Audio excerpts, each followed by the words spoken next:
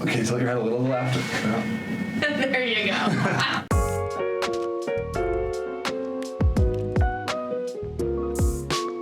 You mentioned that you do recommend to clients that a qualified professional come out and evaluate further. How often does that happen? Is that pretty common? Yeah, absolutely. Yeah, another good question. So it is very common that I'll recommend further evaluation of a concern that I find during a home inspection. And I'd say the older the house gets, the more likely that's going to be the case. So, in Bellingham, we have a lot of homes built in the early 1900s, and a lot of people really love the charm and character of those old homes. But with those old homes come a lot of education that needs to be given to those clients. A lot of times they're first-time home buyers and they just like the old charm, but they don't really realize what comes with that. And it's a higher level of maintenance typically that's required.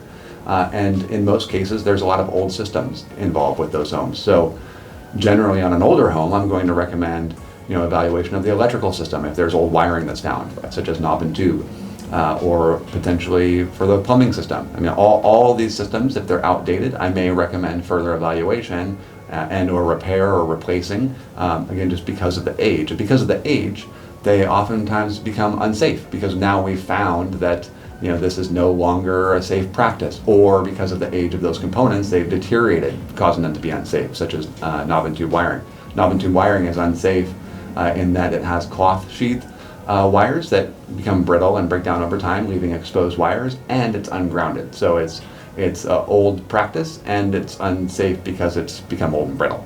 Old homes also have foundation issues sometimes. We have homes that don't have foundations or post and pier foundations anyway, and I'll often recommend further evaluation of the foundation, which is a big one because that can be very expensive.